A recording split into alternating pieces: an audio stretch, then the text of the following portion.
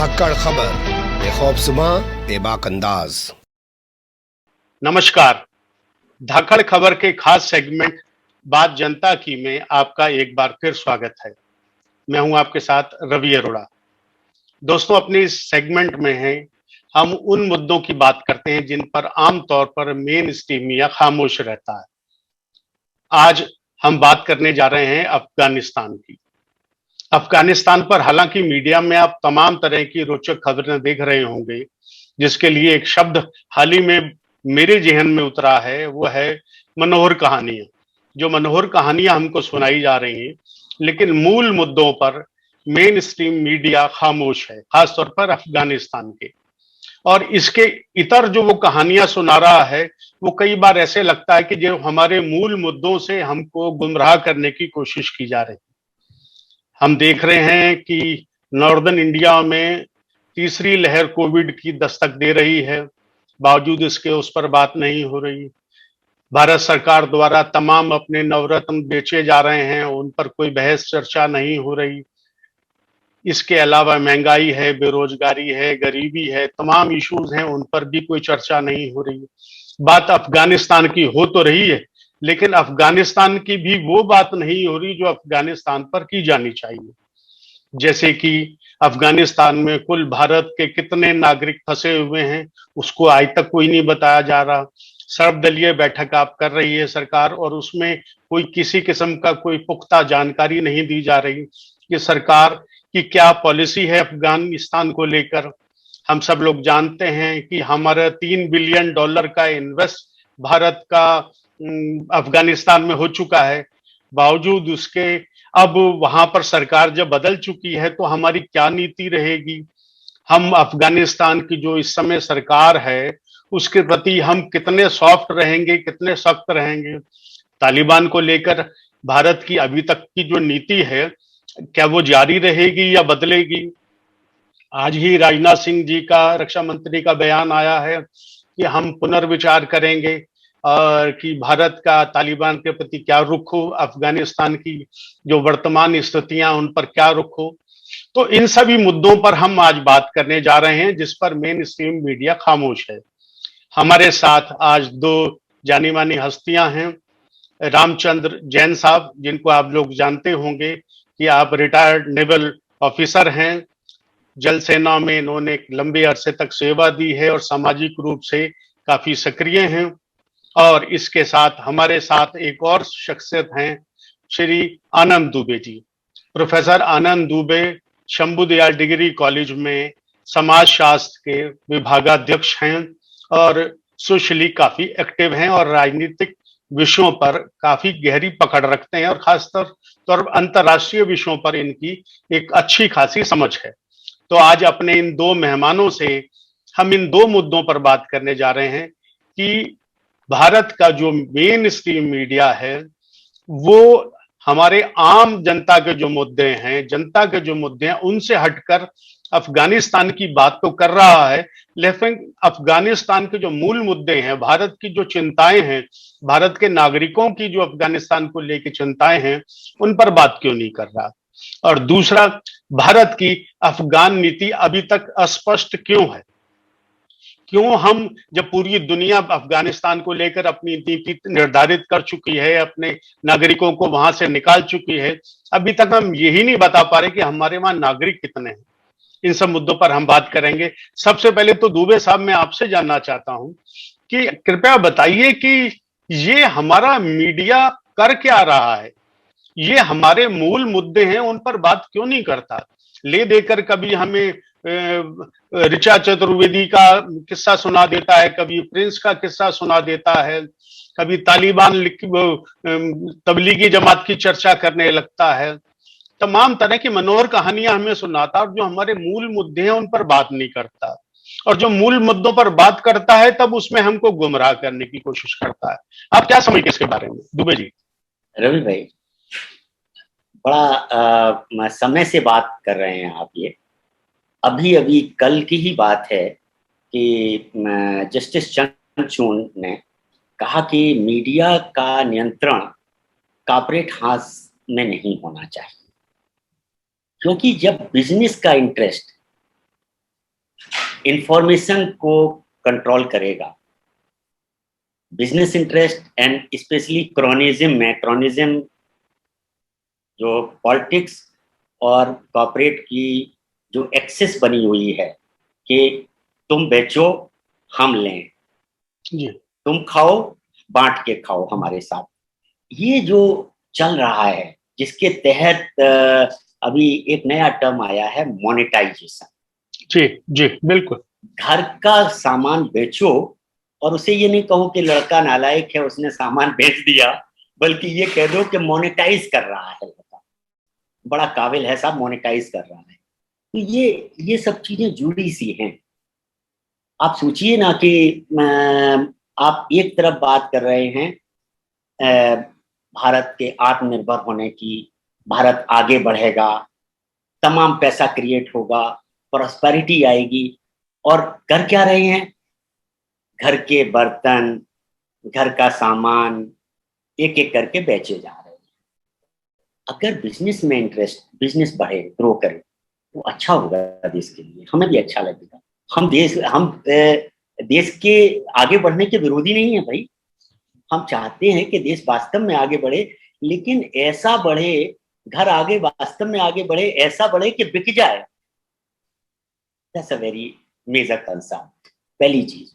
दूसरी चीज, कॉर्पोरेट, जब एक ही मीडिया हाउस, एक ही कॉर्पोरेट हाउस अगर 50 से ऊपर मीडिया हाउसेस को कंट्रोल करेगा, और उसका इंटरेस्ट अगर वो अगर पावर में जो लोग बैठे हैं उनका क्रोनी है, तो न्यूज क्या आएगी ये आप समझ सकते हैं।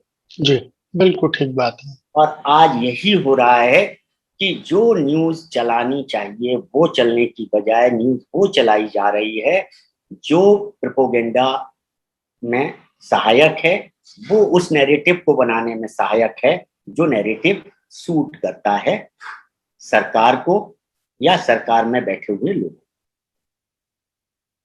जो सत्ता पे पकड़ वाले। बिल्कुल ठीक बात है दुबे जी, मैं आपको यही रोकता हूं। और आपने कहा कि ये जो नैरेटिव सेट किए जा रहे हैं, मीडिया उन्हीं नैरेटिव पर ही बात कर रहा है। जैन साहब, क्या आपको भी लगता है कि कुछ नैरेटिव फिक्स कर दिए गए हैं और घूम फिर कर हम उन्हीं की बात करते हैं, हमारा मीडिया उन्हीं मुद्दों के इर्द गिर्द खुद भी घूमता है और हमको भी घुमाता है?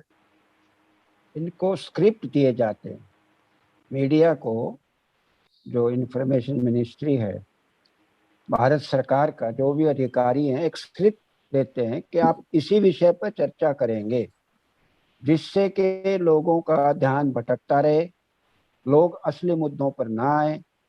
और ये मैंने खुद एक बहुत बड़े मंत्री सरकार के पहले 5 साल में, तब भी मंत्री थे, वो होम मिनिस्ट्री में थे, उनके मुंह से घर पर बैठकर चाय पीते वक्त सुना था। उन्होंने कहा था कि हमें ये कहा जाता है कि आपके दिमाग में कोई बात आए, आप कहना शुरू करो, उस पर प्रैक्टिकल क्या हो रहा है क्या नहीं हो रहा है उसकी चिंता मत करो। अगर वो हमें सूट करता है तो उसको आगे बढ़ाएंगे, नहीं तो व्यक्तिगत बात करके उसको छोड़ दें। तो अफगानिस्तान पर भी यही ऐसा ही हाल है। इन्होंने कुछ लोगों पर केस किए देशद्रोह के, जिन्होंने तालिबान के जो समर्थक के रूप में आए, या उन पर केस नहीं किए तो उनकी भर्त्सना की, उनकी निंदा करी।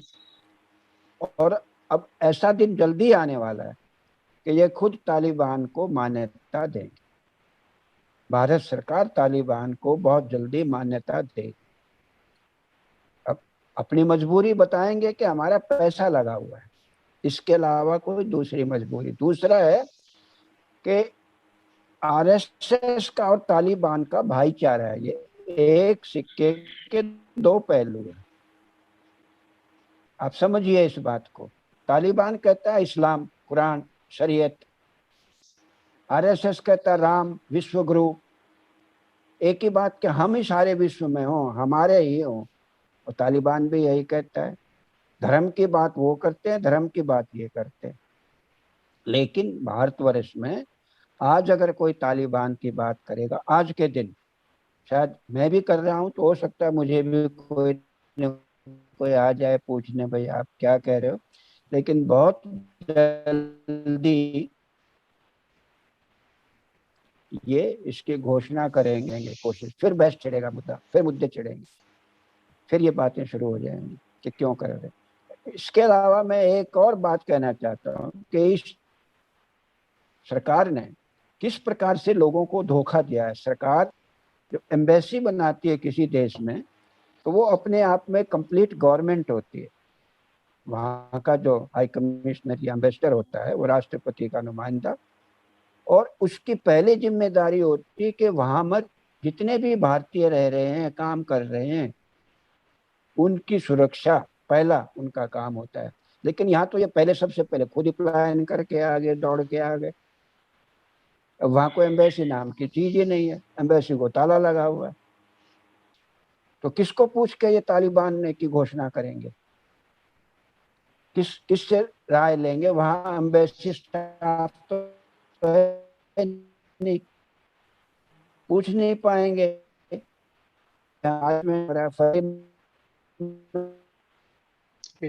जैन साहब आपकी आवाज बीच में कटनी शुरू हो गई है। हाँ जैन साहब आपकी आवाज बीच में कट रही है, और आपने दो प्रमुख बातें कही। आपने संघ परिवार का जिक्र किया, और दूसरा आपने बताया कि भारत सरकार बहुत जल्दी तालिबान को मान्यता देने जा रही है। आपकी बातों से ये चीजें रिफ्लेक्ट होती हैं। और आपने बताया जिस तरह से कि भारतीयों को निकालने की बात हो रही है, लेकिन वहां पर हमारी एम्बेसी नाम की चीज नहीं है। इसमें एक खास चीज मैं और जोड़ना चाहूंगा कि हमारे यहाँ बार बार जो ये तो कहा जा रहा है कि इतने सिखों को निकाला गया, इतने हिंदुओं को निकाला गया, गुरु ग्रंथ साहब सर पे उठाकर मंत्री जी पुरी साहब लेकर आ रहे हैं। ठीक है, गुरु ग्रंथ साहब लाए, बहुत अच्छी बात है, गीता भी लाइए, कुरान भी लाइए, लेकिन कितने भारतीयों को आप निकाल रहे हैं इसकी बात कीजिए। जो वहां पर आपके इतना $3 बिलियन इन्वेस्ट हो रहा था, वहां पे जो काम आप कर रहे थे, वहां पर इतने निर्माण कार्य वहां पर हो रहे थे, पुनर्वास की इतनी योजनाएं चल रही थी, उसमें जो लोग काम कर रहे होंगे वो हिंदू या सिख नहीं थे, वो तो भारतीय थे जो वहां काम कर रहे थे। तो भारतीयों की बात क्यों नहीं की जा रही? दुबे जी, मैं आपसे जानना चाहता हूं, क्या आप भी इस बात से सहमत हैं कि भारत सरकार बहुत जल्दी तालिबान को मान्यता देने जा रही है? और अगर ये देने ही जा रही है, तो ये 10 मुख का जो रावण है संघ परिवार, इसका एक मुख सुबह शाम तालिबान को गाली देता है, दूसरा मुख कहता है कि तालिबान के बारे में हमें पुनर्विचार करना होगा। ये असली मुख कौन सा है इसका, और असलियत में ये क्या सोच रहा है इसका दिमाग? इसके बारे में थोड़ा रोशनी डालिए जरा।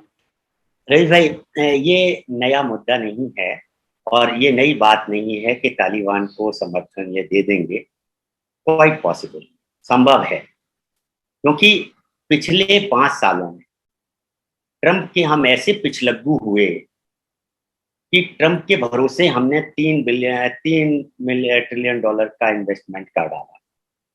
इसलिए हम अफगानिस्तान में इन्वेस्टमेंट करने गए थे, क्योंकि हमारे ऊपर केवल हम एक आदमी को फॉलो कर रहे थे, उसके चुनाव तक में जाके नारे लगा रहे थे। तो आप सोच सकते हैं कि ट्रंप के इंडिया की फॉरेन पॉलिसी जो पंडित नेहरू ने दी थी, उसमें बहुत क्लियर था कि हम नॉन अलाइंड रहेंगे, we become a third powerful voice in the world. हम तीसरी पावरफुल वॉइस होने की बजाय हम एक के पीछे जाके ऐसे बैठ गए कि उसने जब आंख दिखाई, घुड़की दी, तो हमने क्लोरोक्विन भिजवा दी। वो जब भी हमें कोई डायरेक्शन दे, उसने कहा ईरान से संबंध मत रखो। Iran was the only Islamic country जो हमारे सऊदी अरेबिया और पूरे गैंग के खिलाफ हमारे साथ खड़ा होता था। उसको भी हमने एलिनेट कर लिया। आज ऑयल की क्राइसिस, दुनिया में ऑयल के पैसे गिर रहे हैं, हम ऑयल के पैसे पे टैक्स बढ़ा के हम उसे कम नहीं कर पा रहे हैं, क्योंकि ईरान को हम लीवरेज की तरह से यूज नहीं कर पाए। तो अफगानिस्तान में ट्रंप की पॉलिसी को फॉलो करते हुए, ट्रंप जब नेगोशिएट कर रहा था तालिबान से, मीटिंग्स हो रही थी, उसमें अमेरिका बैठता था, पाकिस्तान बैठता था स्टेक होल्डर की तरह से, और तालिबान बैठता था। इंडिया स्टेक होल्डर की तरह से अमेरिका ने बैठने ही नहीं दिया, यानी इंडिया को स्टेक होल्डर माना ही नहीं अमेरिका ने। तो अगर आप पिछलग्गू बनोगे, आपकी फॉरेन पॉलिसी इतनी तहस नहस हो चुकी है, आपको पता ही नहीं है कि कौन देश दोस्त होने लायक है, या किस देश को हम अपनी इंडिपेंडेंस कितनी रखें, किस देश को फॉलो करने में आपने अपनी वॉइस खो दी। नतीजा, आपके इतने बड़े इन्वेस्टमेंट के बाद अमेरिका ने आपसे 1 मिनट नहीं पूछा, 1 मिनट के लिए नहीं बात की कि आपका क्या होगा, आपके इन्वेस्टमेंट का क्या होगा। यहां तक कि वो अपने लोगों को तो भर भर के ले जा रहे हैं, हमारे लिए 1 फ्लाइट भिजवा देते। अब देखिए ना स्थिति, मोदी की policy, foreign policy is a total failure, chaos कर दिया है। साउथ एशिया में किसी भी देश से अच्छे संबंध रह गए हों तो बता दीजिए। एक छोटा सा देश अपना पड़ोसी जो हमारे लिए भाई की तरह से था, नेपाल, उससे भी आंखें दिखाते रहते हैं, उससे भी झगड़ा करते रहते हैं। किस वजह से? कि वहां पे अगर कम्युनिस्ट गवर्नमेंट आ जाएगी तो हमें परेशानी हो जाएगी। आप दूसरे देशों को ऐसे नियंत्रण में नहीं ला सकते, उनकी पॉलिटी को ऐसे नहीं कंट्रोल कर सकते। तो मान्यता तो ये दे देंगे क्योंकि इन्होंने कभी खुल के विरोध ही नहीं किया। तालिबान के साथ नेगोशिएशन हो रही थी, आप चुपचाप बैठे हुए थे, तो आपसे कैसे आशा की जाए कि आप उनका विरोध करेंगे। दूसरा, तालिबान बड़ा इंपॉर्टेंट पॉइंट है कि तालिबान के इस नैरेटिव को बढ़ने देने में जब तक मान्यता देंगे तब दे देंगे। नहीं, इसमें दुबे जी मैं जरा एक आपको यही रोक रहा हूं, और जैन साहब मैं आपसे जानना चाह रहा था कि जैसे दुबे जी ने बताया कि अमेरिका का पीछे लग्गू लगकर भारत ने ये अपनी जगहसाई कराई है, और अफगानिस्तान को लेकर चाइना जिस तरह से सक्रिय है, रशिया बैठक कर रहा है, पाकिस्तान को उस बैठक में इनवाइट किया जा रहा है और भारत को पूछा भी नहीं जा रहा। अमेरिका कह रहा है कि 31 अगस्त तक हम अपनी सब फौजें वहां से वापस बुला लेंगे। ऐसे में भारत के जो लोग फंस गए हैं वो 31 तारीख के बाद क्या लौट भी पाएंगे, या कुछ भारतीयों के साथ फिर कुछ ऐसा बुरा होने जा रहा है जैसे कि तमाम दुनिया भर के देशों में तमाम किसी तरह की खुरापात होने पर भारतीयों ने महसूस की, जैसे कि कुवैत को लेकर और सीरिया को लेकर हम लोगों ने दिन देखे। क्या ऐसा फिर हो सकता है हमारे साथ? क्योंकि अभी तक भारत सरकार ने यह भी स्वीकार नहीं किया कि उसके कितने लोग वहां पर हैं या कितने लोग वहां पर नहीं हैं। आपको क्या लगता है जैन साहब? इसको सारे को कब्जा करना चाहते हैं ISIS कुरान के माध्यम से, जो कहते हैं कि एक ही खलीफा, एक ही शरीयत, एक ही लॉ, एक ही कुरान। वो हमारी सरकार इस बात को नहीं कबूल करती। वो ये कह रहे हैं कि भाई आप भी तो यही कहते हो कि राम एक है, खुदा एक है, हम विश्व गुरु, विश्व लीडरशिप चाहते हैं। हम भी विश्व लीडरशिप की बात करते हैं, तो हमारे आप में तो भाईचारा है। कभी फिलहाल तो शांत हो जाओ, बाद में निपटेंगे। और आपने ईरान की बात की थी अरोड़ा साहब, मैं जानना चाहता हूं आप लोगों से, आप इतने प्रबुद्ध पत्रकार हो, ईरान से खिलाफ हमारी क्या शिकायत है? ईरान ने हमारा क्या बिगाड़ा है? किसी देश का पिछलग्गू बनना या सहयोगी बनना दोनों अलग अलग बात है। अगर हम अमेरिका के सहयोगी होते तो अमेरिका हमें कॉन्फिडेंस में लेता, भरोसे में रखता कि मैं अपनी सेनाएं ले जा रहा हूं, सारा असला यहाँ पर छोड़ दिया, दुनिया में जितने हेलीकॉप्टर हैं उससे ज्यादा यहाँ छोड़ दिए, दुनिया भर के अम्यूनिशन छोड़ दिया, तो वो ये गारंटी देता हमें कि भाई आपकी इन्वेस्टमेंट है, मेरे कारण, मेरे कहने पे हुई है, तो इसलिए आप भी सुरक्षित होंगे। ऐसा कोई अरेंजमेंट होता, लेकिन नहीं, वो अपना डेजर्ट कर गए, भगोड़ा बन गए। जैसे ये एम्बेसी को लेके भगोड़े बन गए, वो भी लेके भगोड़े बन गए, बस। जी जी बिल्कुल जैन साहब, आपने बहुत बेहतरीन बात कही, और ये बिल्कुल स्पष्ट है, पूरी दुनिया देख रही है इस बात की, वो गवाह भी है कि ये अमेरिका की नीति रही है। वो हर जगह से इसी तरह से भागा है, और तमाम देशों में आपने देखा, ईरान का मामला हो, कुवैत को लेकर जब तमाशा इराक का था, इसके पहले वियतनाम का आपने देखा, अफगानिस्तान में हम देख ही रहे हैं। ये अमेरिका की पुरानी नीति रही है कि इस तरह से तमाशा करो, बाद में समेट कर अपने चले जाओ। हथियार बेचने की उसकी दुकान है, उस दुकान को चलाने के लिए वो कुछ भी कर सकता है। लेकिन अमेरिका के पीछे लगकर जिस तरह से भारत ने अपनी जगहसाई कराई है, ये बहुत ही खतरनाक स्थिति है, और इतनी ढुलमुल फॉरेन पॉलिसी आज तक भारतीय जनता ने नहीं देखी। पड़ोसी मुल्क जहां से, जिससे सीमा लग रही है, जहां की 4 करोड़ की आबादी है, उससे यहाँ आप इस तरह से पीछे हट गए हैं, और जिसको आपने अभी तक पानी पी पी कर 20 साल कोसा है तालिबान को, अब आपको उससे हाथ मिलाने की जरूरत पड़ रही है। और जरूरत भी इस वजह से लगी है कि आपका मैं इन्वेस्टमेंट फंस गया, और इन्वेस्टमेंट जिसकी वजह से फंसा वो आपको बीच मैदान में खड़ा करके फरार हो गया। बहरहाल ये मुद्दा बहुत गंभीर है और उसमें बहुत लंबी चर्चा होनी चाहिए, और हमारे अतिथियों के पास भी कहने को भी बहुत कुछ है। मुझे लग रहा है दुबे जी बीच में कुछ कह रहे थे, शायद कट गई थी दुबे जी आपकी आवाज। हाँ, आप प्लीज अपनी बात पूरी कीजिए। दो बातें कहना चाहूंगा रवि भाई इस बीच में। जी जी जी। इंडिया के लिए और सेंट्रल एशिया के लिए, इंडिया के ऊपर वाले हिस्से के लिए ये बहुत ज्यादा डिफिकल्ट टाइम आने वाला है। There is a new axis form. China, America के विड्रॉल से ये एक्सेस चाइना, अफगानिस्तान और पाकिस्तान, चाइना एक रोड बना रही है जो सिल्क रूट से अलाइन करते हुए आगे भी ले जाना, उनके लिए तो बिजनेस है चाइना के। जी। और हमारे लिए बहुत बड़ा सिक्योरिटी थ्रेट है, क्योंकि ये तीन लोग एक साथ, इतना बड़ा सिक्योरिटी थ्रेट हमने कभी नहीं महसूस किया। जो हिंदुस्तान का, जिसे हम सिरमौर मानते हैं, ऊपर की तरफ भारत के नक्शे में जिसे मुकुट मानते थे, उसके ऊपर एक आर्क बन रहा है सिक्योरिटी का, थ्रेट का, जो सारे डिफेंस एनालिस्ट मानते हैं कि ये सबसे ज्यादा खतरनाक समय शुरू होने वाला है। नंबर 1। नंबर 2, जो बात बहुत इंपॉर्टेंट है वो ये है कि जो नैरेटिव बिल्ड हो रहा है देश के अंदर, जब तक हम उन्हें समर्थन देंगे तालिबान को, तब तक के लिए उस टाइम को चुप रह के बहुत कॉन्शियसली जानी पहचानी रणनीति के तहत चुप रहा जा रहा है कि देश में ये नैरेटिव एक चीज को सूट करेगा।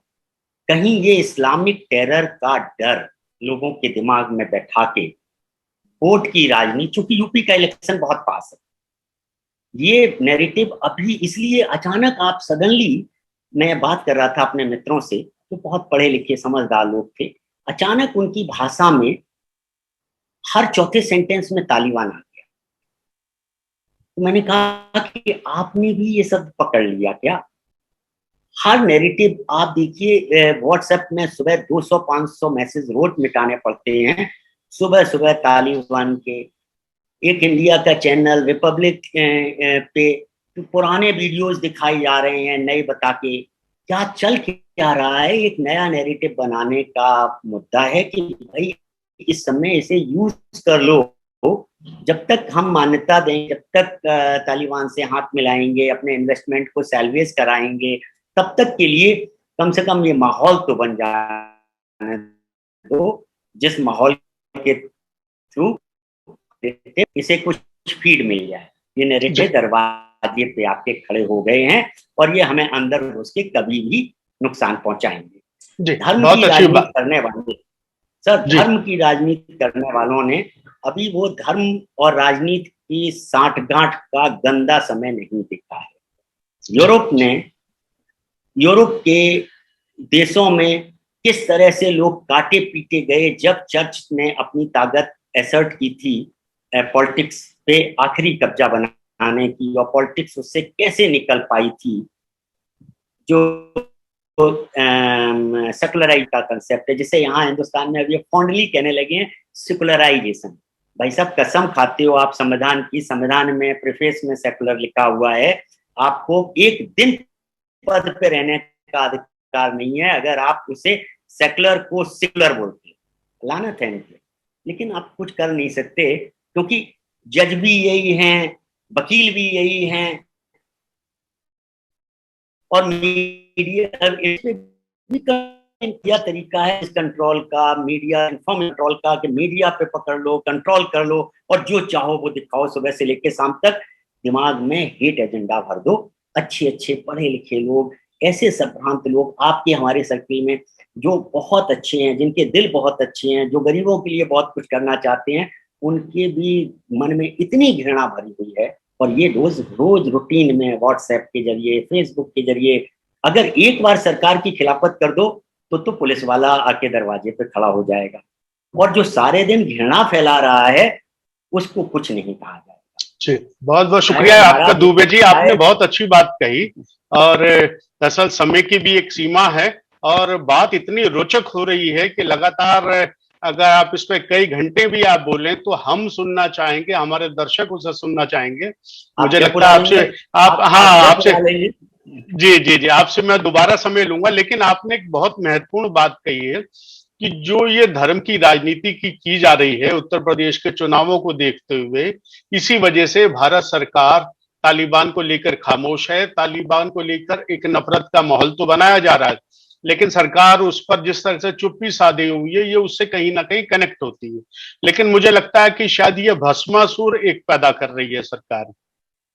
भाजपा जिस तरह से तालिबान का खौफ भारतीय जनता के दिमाग में, दिलो दिमाग में बसा रही है, और बाद में जब ये तालिबान को ये समर्थन देंगे तो मुझे लगता है जनता के सामने सच्चाई आ जाएगी। पहले भी कई बार आई है, इस बार फिर आ जाएगी। बहरहाल आज हम अपने खत्म हो जाएगा जी, तब तक चुनाव खत्म हो जाएगा। बहुत अच्छी बातचीत आज रही, और बात अभी खत्म नहीं हुई है और ये क्रमशः है, इसको बात को हम आगे भी जारी रखेंगे किसी और बहाने से, किसी और मुद्दे के माध्यम से। तो आपका बहुत बहुत शुक्रिया आनंद दुबे जी, बहुत बहुत शुक्रिया आपका रामचंद्र जैन साहब, आपने बहुत बेबाकी से अपनी बात रखी। हम दोबारा इस मुद्दे पर फिर कभी जुड़ेंगे, और आप सब लोगों का बहुत बहुत शुक्रिया, धन्यवाद, नमस्कार।